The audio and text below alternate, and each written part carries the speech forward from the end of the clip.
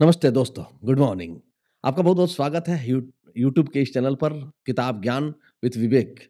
इस चैनल पे हमने एक बहुत ही शानदार सीरीज़ शुरू किया है, जिसमें हम क्या करते हैं कि स्टार्टअप के लिए जो किताबें हैं, मार्केट में उपलब्ध हिंदी में, उन किताबों के बारे में आपको बताते हैं, उन किताबों की समरी आपको बताते हैं। एक किताब की समरी मैं बता चुका हूँ, एक किताब की समरी पे वीडियो बना चुका हूँ। वो वीडियो आपको हमारे चैनल पर मिल जाएगा, आप एक बार देख लें, सर्च कर लें। वैसे कमेंट बॉक्स में भी मैं लगा दिया हूँ, वहाँ से भी आप देख सकते हैं। तो ये सीरीज़ जो पूरा है, वो इसलिए है कि स्टार्टअप वाले लोगों को हम उस किताब के बारे में बता पाएँ, जो किताब पढ़ कर के वे अपने स्टार्टअप को शुरू करें, तो उनका एक ज़बरदस्त माइंडसेट बन जाए। इसी सीरीज़ में ये दूसरी किताब है, जिस पे आज हम चर्चा करेंगे। पहली किताब हम ज़ीरो टू वन के बारे में डिस्कस किए थे। इस दूसरी किताब में हम डिस्कस करने वाले हैं, द लीन स्टार्टअप के बारे में।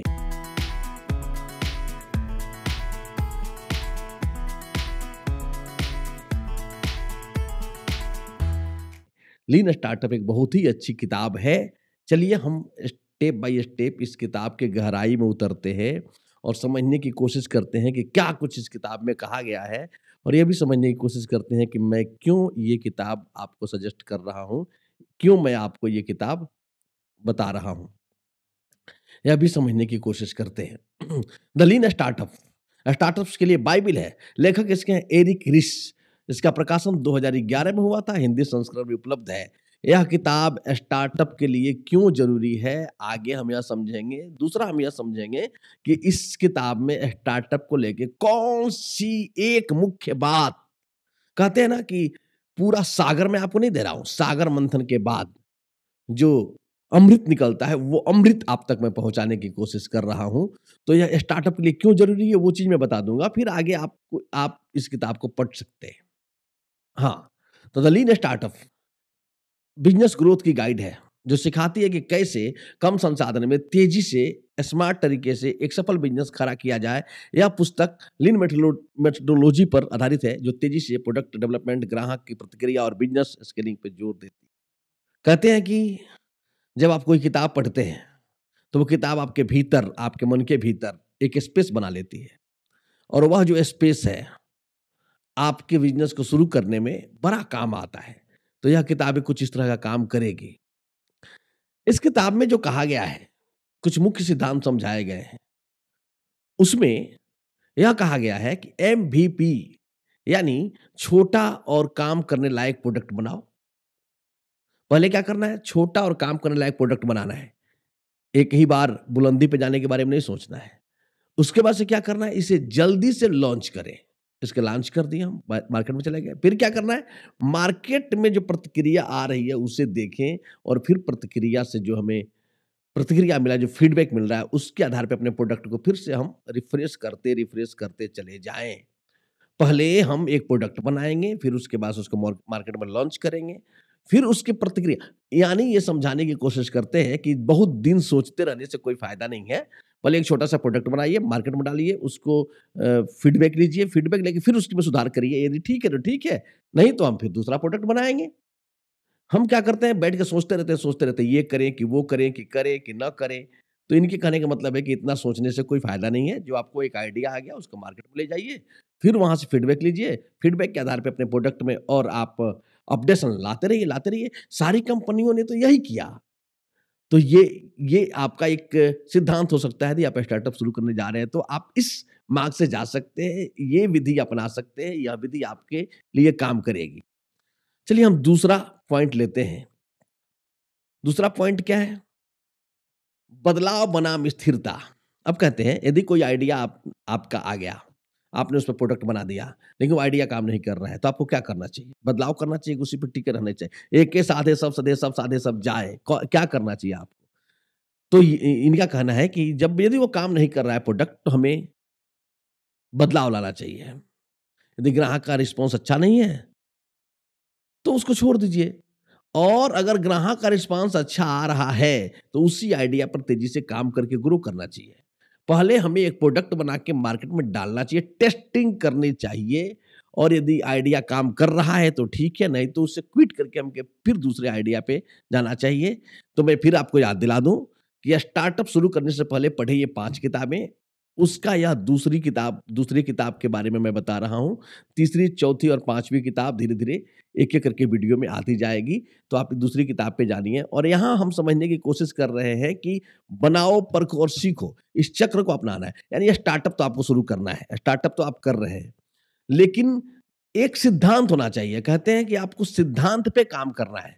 तो हम ये सिद्धांत पूरा किताब पढ़ने के बाद से आपको जो निचोड़ मिलता है, वो निचोड़ मैं आपको बता रहा हूँ कि ये चीज़ इस किताब में बताया गया है, ये दृष्टिकोण लेके आप काम कर सकते हैं। जैसे इसी बात को बहुत से एग्ज़ाम्पल से किताब में समझाया गया है।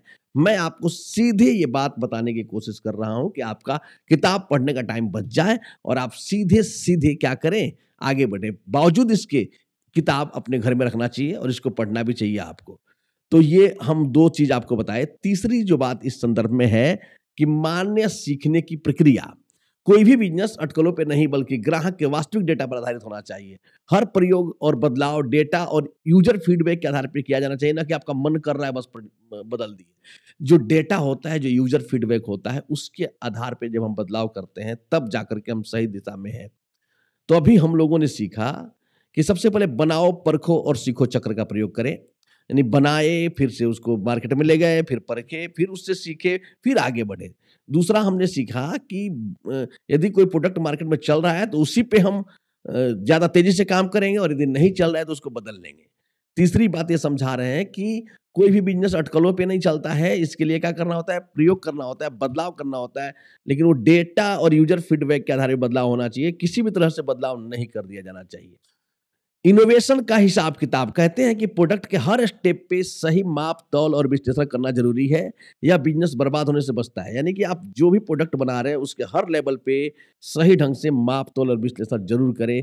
इनोवेशन का कोई विकल्प नहीं है, वो हमें लगातार करते रहना चाहिए। तो हमने इनोवेशन को भी जोड़ लिया और अब हमने लास्ट में हम आपको ये बताएँ कि स्टार्टअप को बिना फालतू समय खर्च किए लीन सोचते हैं कि करना चाहिए, मतलब ज़्यादा सोच-विचार नहीं, ऐसा नहीं सोच-विचार नहीं करना चाहिए, लेकिन आपको शुरू कर देना चाहिए। क्योंकि असल में जो मार्केट का फीडबैक आएगा ना, वही चीज़ है जो ज़रूरी है, मार्केट का फीडबैक। उसी फीडबैक के आधार पे आपका प्रोडक्ट बनेगा, बिगड़ेगा, आगे बढ़ेगा, अपडेट होगा। तो ये मार्केट का फीडबैक कब आएगा? जब हम प्रोडक्ट को मार्केट में ले जाएँगे, तब ना फीडबैक आएगा। इसके उल्टा ये आदमी सोचता है कि कौन-सा प्रोडक्ट हम मार्केट में लाएँ कि सीधे-सीधे हम हिट कर जाएँ। जबकि ये समझाते हैं कि सीधे-सीधे हिट नहीं करना है, हमें प्रोडक्ट को पहले मार्केट में ले जाना है, छोटे प्रोडक्ट बनाने हैं, मार्केट में ले जाने हैं, फिर मार्केट को टेस्ट करना है। ये टेस्ट करके फिर आगे बढ़ने की बात करते हैं, ये बड़ी गज़ब की बात है। क्या है, आपको टेस्ट करना है। यदि हमें आगे बढ़ना है तो टेस्ट करना है, कौन-सा चीज़ मार्केट में चल रहा है। मार्केट ये एक ऐसी प्रक्रिया है जो केवल आप पर निर्भर नहीं है। और वैसे भी हमें किसी भी समस्या के समाधान के लिए ही, किसी रोग का दवाई बनाने के लिए ही सीधे तो नहीं बना दिया जाता है, उसके लिए भी टेस्ट किया जाता है। तो हमें एक्शन लेने की ज़्यादा ज़रूरत है, सोचने से ज़्यादा एक्शन लेना ज़्यादा महत्वपूर्ण है स्टार्टअप में, ये लीन सोच है। केवल उन्हीं चीज़ों पर ध्यान दें जो कि ग्राहक के लिए वैल्यू जोड़े। ये बोलते हैं कि जो ग्राहक को वैल्यूएबल बनाए, वैल्यू जोड़े, उन्हीं चीज़ों पे ध्यान देना है, अन्य किसी चीज़ों पे ध्यान नहीं देना है। यह किताब किन लोगों को पढ़ना चाहिए? यदि आप स्टार्टअप फाउंडर्स हैं, एंटरप्रेन्योर्स हैं, छोटे बिज़नेस के मालिक हैं, मार्केटिंग और बिज़नेस मैनेजमेंट से जुड़े हैं, हर व्यक्ति जो इनोवेशन आइडिया पे काम कर रहा है, उसे ये किताब पढ़नी चाहिए। बाइबिल की तरह कहते हैं कि स्टार्टअप के लिए ये बाइबिल है। ये बड़ी अच्छी किताब है, बड़ी ज़बरदस्त किताब है, इसे आप ज़रूर पढ़ें। तो आइए मैं एक बार दोहराता हूँ कि इससे हम लोगों ने क्या सीखा। आइए हम एक बार जल्दी-जल्दी दोहरा लेते हैं कि हमने क्या सीखा है। हमने ये जाना है, इसमें सबसे पहला जो काम करना है कि हमें अपने लिए एक प्रोडक्ट बनाना है। सबसे जो पहला काम करें, एक प्रोडक्ट बनाना है, प्रोडक्ट बनाने के बाद से उसे मार्केट में ले जाना है, मार्केट में ले जाने के बाद परखना है और फिर सीखना है, फिर आगे बढ़ जाना है। इसको कहते हैं बनाओ, परखो और सीखो चक्र, और ये चक्र लगातार दोहराते रहना है, लगातार दोहराते रहना है। दूसरा हमने ये सीखा कि यदि कोई प्रोडक्ट मार्केट में डालें, यदि वो चल रहा है, अच्छा फीडबैक है, तो उसे चलते रहने देना है, नहीं चल रहा है तो उससे क्या करना है, चेंज करना है। तीसरा हमने ये सीखा कि जो भी चेंज करने की प्रक्रिया है, वो अटकलों पे आधारित नहीं होनी चाहिए, वो डाटा पे आधारित होना चाहिए, यूज़र फीडबैक के आधारित पर होना चाहिए, आधार पे होना चाहिए।